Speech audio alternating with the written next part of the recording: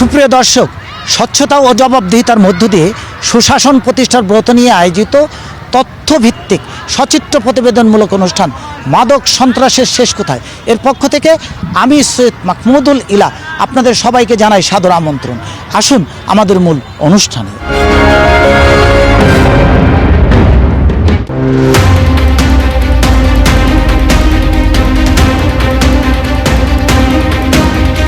প্রিয় দর্শক, আমি এই মুহূর্তে অবস্থান করছি ফেনী জেলার ছাগলনাইয়া উপজেলার চম্পকনগর বিওপিতে। আপনারা দেখতে পাচ্ছেন যে আমার পেছনে আমাদের বিজেপির সদস্যবৃন্দ নিয়মিত তাদের টহল দিয়ে যাচ্ছেন। ঠিক আমি যদি একটু বাম দিকে আপনাদেরকে দেখাই, আমার ক্যামেরাম্যানও আমাকে সহযোগিতা করবে। এই যে আপনারা বাম দিকে দেখতে পাচ্ছেন যে সীমানাটা, ঠিক এটি হচ্ছে গিয়ে ভারতের সীমানা। এই ভারতের সীমানা আমাদের অতি নিকটে। একদিকে আমাদের বিজেপির সদস্য ভাইয়েরা তিনারা দেশ মাতৃত্ব রক্ষার দায়িত্ব পালন করছে, পাশাপাশি দেশের মাদক সন্ত্রাস নির্মূলে নিয়মিত দায়িত্ব পালন করে যাচ্ছে। শুধু তাই নয়, সামনে আমাদের জাতীয় সংসদ নির্বাচন। এই জাতীয় সংসদ নির্বাচনকে সামনে রেখে কোনো অবস্থায় দেশে যেন কোনো অস্থিরতা সৃষ্টি না হতে পারে, সেই জন্য নিয়মিত দায়িত্ব পালন করে যাচ্ছে। কোনোভাবে অস্ত্র, মাদক কোনো কিছুই যেন দেশের ভিতরে প্রবেশ করতে না পারে, সে ব্যাপারেও আমাদের বিজেপির সৈনিক ভাইরা নিয়মিত কর্তব্য পালন করে যাচ্ছে। আমরা আশা করব দেশের ভিতরে কোনো অবস্থায় যেন মাদক বা অস্ত্র কোনো কিছুই যেন প্রবেশ করতে না পারে, এমনভাবেই আমাদের বিজেপির সদস্য ভাইয়েরা সেই দায়িত্ব পালন করবে, এমনটাই আশা করে এদেশের প্রতিটি মানুষ। মাদক একটি নীরব ঘাতক, যা কুরে কুরে খাচ্ছে আমাদের সমাজকে। কিন্তু যখন এ বিষের কারবার চলে নির্দিষ্ট কোনো জনপদকে ঢাল হিসেবে ব্যবহার করে, তখন তা হয়ে ওঠে আরো ভয়াবহ।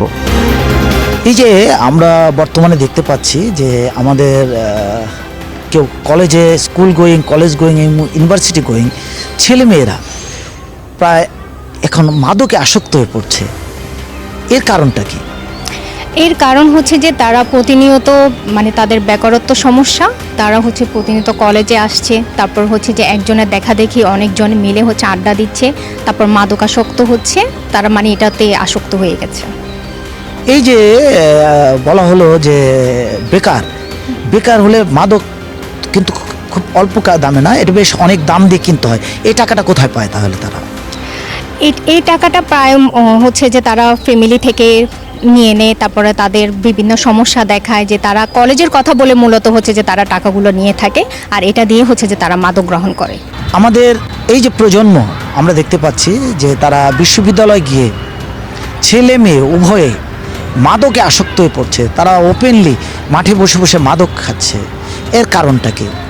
জি, আমাদের যখন আমরা ছোটোবেলায় পড়ালেখা করতাম, তখন আমরা যখন অবসর সময় থাকতো আমরা খেলাধুলা নিয়ে ব্যস্ত থাকতাম। বিভিন্ন মাঠ ছিল, বন্ধুবান্ধব সবাই মিলে আমরা খেলাধুলা করতাম। কিন্তু বর্তমান প্রজন্মে আমাদের মাঠগুলা বিভিন্ন দালান কোঠা হয়ে যাচ্ছে, যার কারণে আমরা ছেলেপেলেগুলা মাঠ খুঁজে পাচ্ছে না।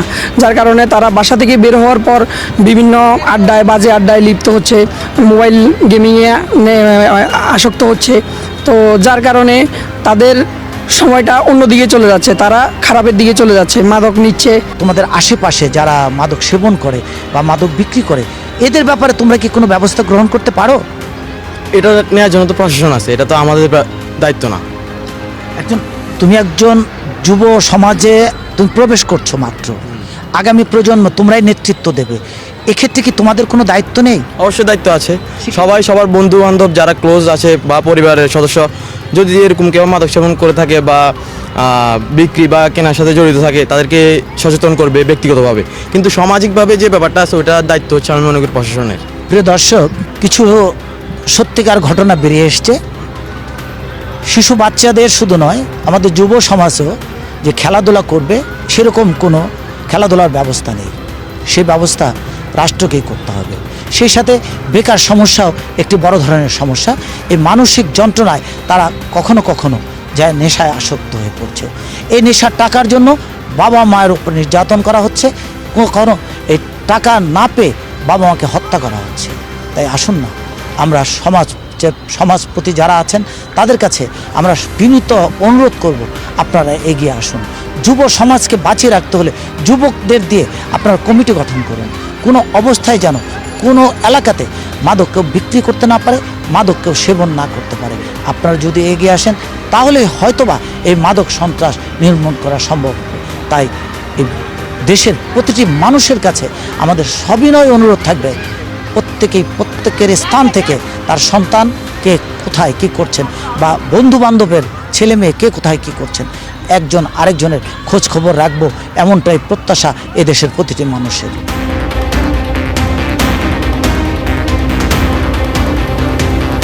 আমরা দেখতে পাচ্ছি যে বিশ্ববিদ্যালয়গুলোতে তারা মাঠে বা কোনো গাছের নিচে বসে কোথাও আড্ডা দিতে গিয়ে প্রকাশ্য দিবালোকে তারা এই মাদক সেবন করছে। এই জন্য কি করতে পারে? বিশ্ববিদ্যালয়ে যখন পর্যায়ে পৌঁছে যায়, তখন বিশ্ববিদ্যালয় তো আর আসলে অভিভাবকরা বিশ্ববিদ্যালয়ের ছাত্রকে নিয়ন্ত্রণ করার সুযোগ থাকে না। তখন প্রশাসনকে এগিয়ে আসতে হবে, বিশ্ববিদ্যালয়ের প্রশাসনকে এগিয়ে দেখতে হবে। বিশ্ববিদ্যালয়ের একটা প্রক্টোরিয়াল একটা বডি আছে, বিশ্ববিদ্যালয়ের প্রক্টোরিয়াল বডিকে এই দায়িত্বটা পালন করতে হবে। তাদের ক্যাম্পাসে বিজিলেন্সের দায়িত্ব পালন করতে হবে, যাতে করে তারা দেখতে হবে তারা প্রয়োজনে আইনশৃঙ্খলা বাহিনীর সহযোগিতা নিয়ে ক্যাম্পাসে তারা অভিযান পরিচালনা করতে পারে। যেখানে দেখবে যে ছেলেমেয়েরা বসে সেখানে মাদক সেবন করতেছে বা বিভিন্ন ধরনের নেশা করতেছে, যাতে করে সাথে সাথে তাদের বিরুদ্ধে অ্যাকশন নিতে পারে আইনশৃঙ্খলা বাহিনীর সহযোগিতা। আবার বিশ্ববিদ্যালয়ে ভর্তির সময় একটা ব্যবস্থা করতে পারে, সেটা ডোপ টেস্ট করতে পারে। ডোপ টেস্টের মাধ্যমে তার মধ্যে মাদক দ্রব্য গ্রহণের কোনো প্রবণতা আছে কিনা, কোনো ড্রাগের কোনো আছে কিনা, সেটা দেখে তারপরে সেটা ভর্তির ব্যবস্থা করতে পারে। আজ আমরা এসেছি ফেনীর সেই বেদেপল্লীতে, যেখানে যাযাবর জীবনের আড়ালে গড়ে উঠেছে মাদকের এক দুর্ভেদ্য সাম্রাজ্য। প্রিয় দর্শক, আমরা এই মুহূর্তে ফেনীতে বেদেপল্লী নামে একটি স্থান আছে, আমরা সেখানে প্রবেশ করছি। খুব ঘিঞ্জি একটি পরিবেশ। এখানে বিভিন্ন পেশার লোকজন আছে। আমরা তাদের জীবনযাত্রা এবং তারা কিভাবে চলে, কি অবস্থান তাদের, আমরা সে সকল বিষয় নিয়ে আমরা কিছু কথা বলবো, যার প্রেক্ষাপটে আমরা এখানে প্রবেশ করছি। খুব কঠিন একটি জায়গা, ফেনীর সবচাইতে কঠিন। ফেনীর এক কথায় মাদক সাম্রাজ্য যদি বলা হয়, মাদকের সবচেয়ে বড় আখড়া এখানে, এবং এখান থেকেই পুরো ফেনী শহরে মাদক সরবরাহ করা হয়। আমরা এখানে দেখি কি অবস্থা, আমরা কথা বলি। এখানে একজনকে পেয়েছি, একটু কথা বলি। কি নাম আপনার? মোহাম্মদ দুলাল। এটাকে কি বলে? বেদেপল্লী? বেদেপল্লী। যে আপনাদের পেশা কি?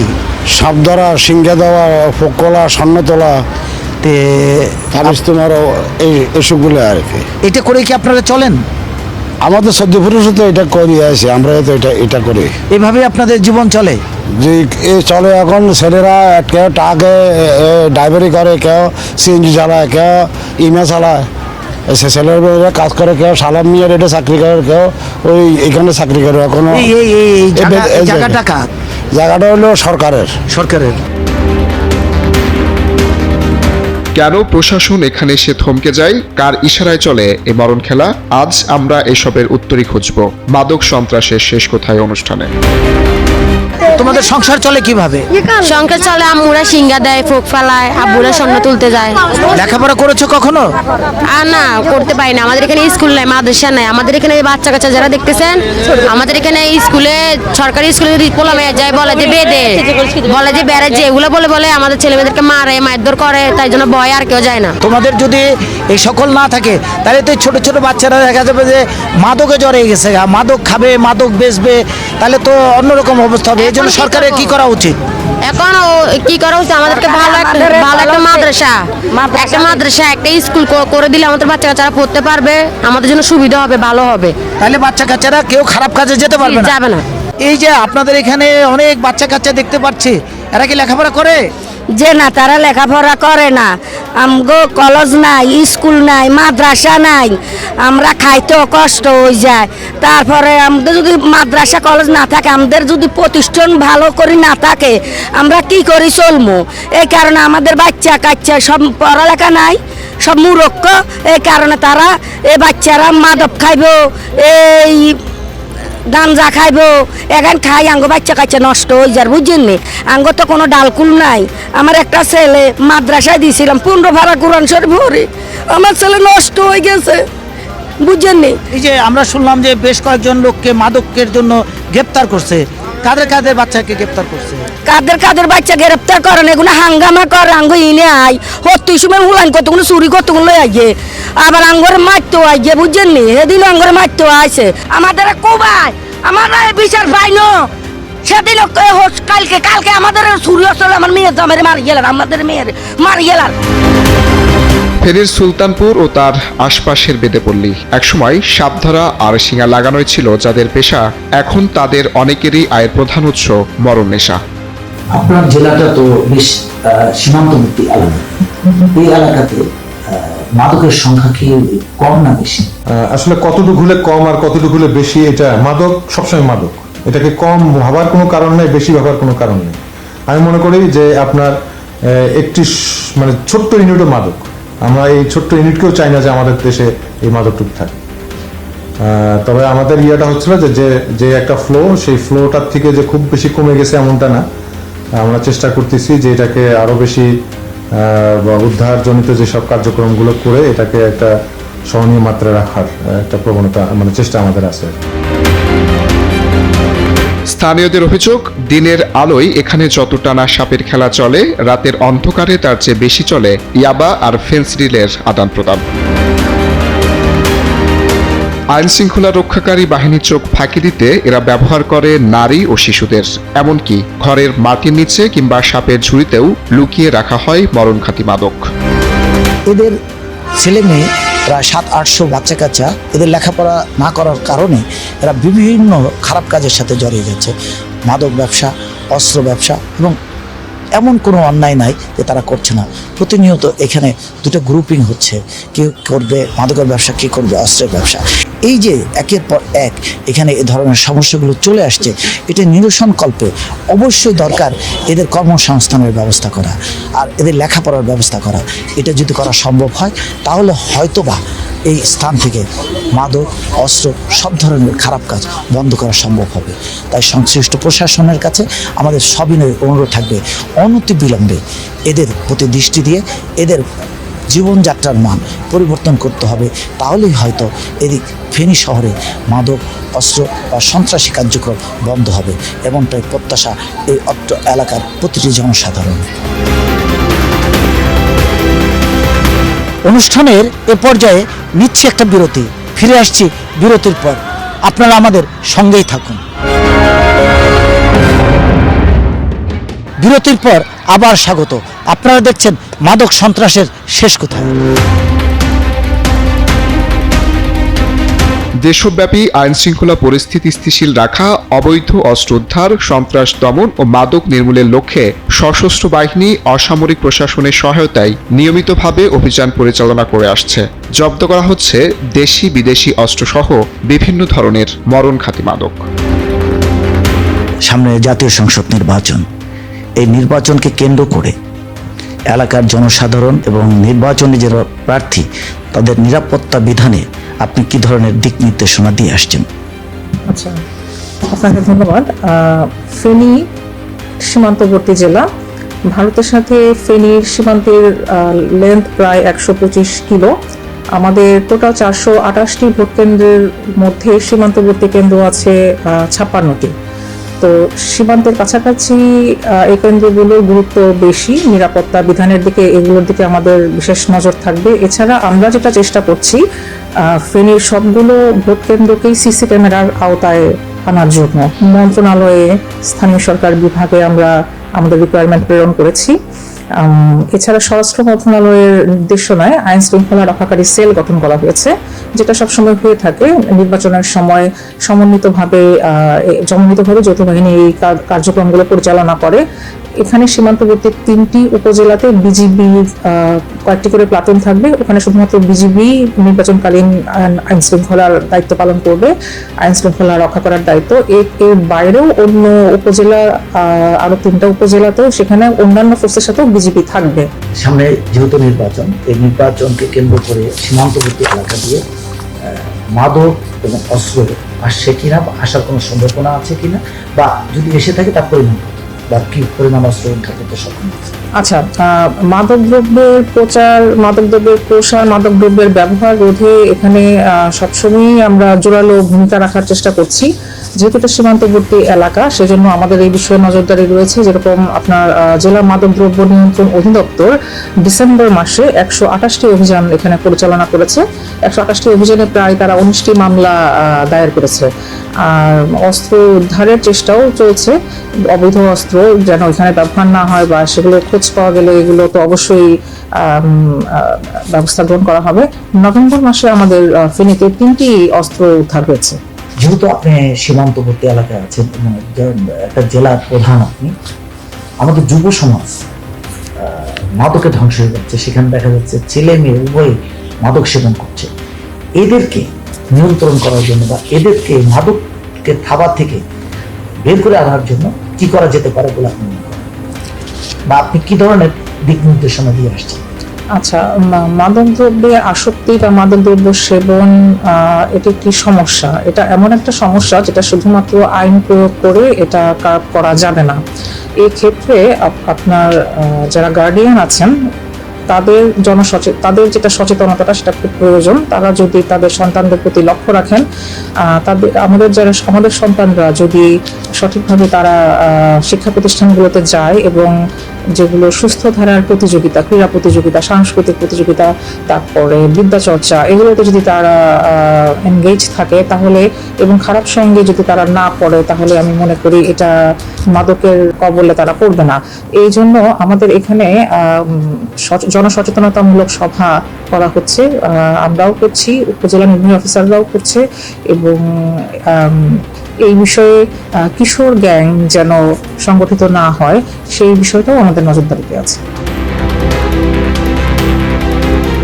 মাদক নির্মূল কেবল প্রশাসনের একার কাজ নয়। ফেনীর বেদেপল্লীর এই চিত্র আমাদের চোখে আঙুল দিয়ে দেখিয়ে দেয় সমাজ কতটা ঝুঁকির মুখে। কেবল জেল জরিমানা নয়, এই প্রান্তিক জনগোষ্ঠীকে সুস্থ জীবনে ফিরে আনতে প্রয়োজন কর্মসংস্থান আর সামাজিক সচেতনতা। নয়তো মাদক সন্ত্রাসের শেষ কোথায়, এই প্রশ্নের উত্তর আমাদের অজানায় থেকে যাবে। আমরা জেনেছি এবং আপনারা সফল অভিযানে সফলতা পেয়েছেন। মাদক সন্ত্রাস কারণে স্বামী তার স্ত্রীর গোপন অঙ্গে বাঁশ ঢুকিয়ে এবং তাকে মেরে ফেলে। সেই আসামিকে আপনারা কোথা থেকে এবং কি অবস্থায় গ্রেপ্তার করলেন? ধন্যবাদ। আসলে এটা কিছুদিন আগের একটা অপারেশন ছিল। আমরা আপনাদের নিউজ মিডিয়ার মাধ্যমে জানতে পারি যে একজন মহিলাকে তার গোপন অঙ্গে আঘাত করে তারপর উনি হসপিটালে নিয়ে যান এবং 2 দিন পরে ওই মহিলাটি মৃত্যুবরণ করেন। তারপর তার ফ্যামিলি থেকে একটি মামলা দায়ের করা হয় এবং নিউজ মিডিয়ার মাধ্যমে জানতে পারি যে একটি মানবতা বিরোধী অপরাধ করে ওই লোকটি পলায়ন করে এবং লোকটি মাদকের সাথে সম্পৃক্ত ছিল। মাদকের টাকার জন্যই হয়তোবা এই কাজটি সংগঠিত হয়েছে এবং তাকে আমরা ট্রেস করে ধরতে সক্ষম হই চট্টগ্রামের বাকলিয়া এলাকা থেকে র্যাব 7-এর সহযোগিতায় আমরা উক্ত আসামিকে গ্রেপ্তার করতে সক্ষম হই। মাদকের যে কার্যক্রম এটি কুমিল্লাতে একটু বেশি পরিমাণে বর্ডার কেন্দ্রিক হওয়ার কারণে মাদকের চালান প্লাস মাদকের কনজিউম লেভেলটা এখানে একটু বেশি। বাট আমরা আমাদের অভিযান চলমান রেখেছি, আমাদের সাকসেসও রয়েছে। আমরা প্রচুর পরিমাণ মাদক ধরছি এবং গত মাসে র্যাব 11 কর্তৃক প্রায় 500 কেজি গাঁজা ধরতে সক্ষম হয়েছে আমরা 3 কোম্পানি মিলে, এবং এটার বিরুদ্ধে আমরা জিরো টলারেন্স নীতিতে আমরা আমাদের অভিযান পরিচালনা করি।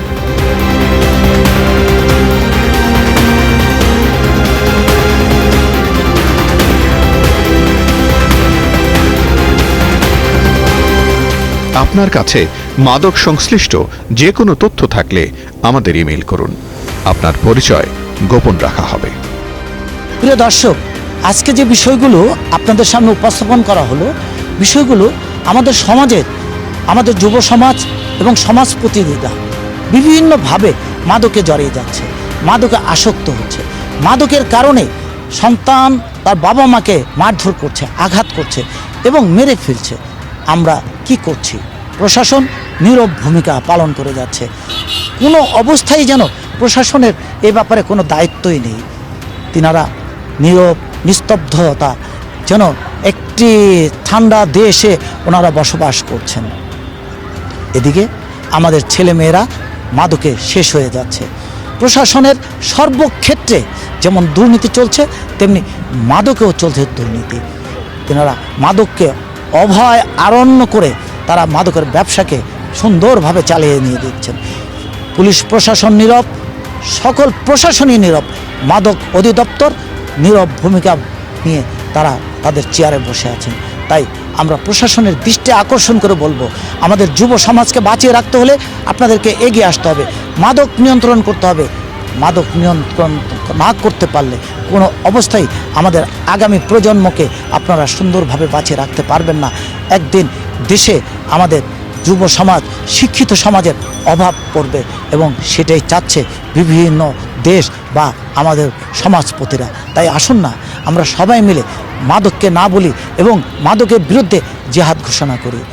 আমাদের পরবর্তী অনুষ্ঠান দেখার আমন্ত্রণ জানিয়ে শেষ করছি। খোদা হাফেজ।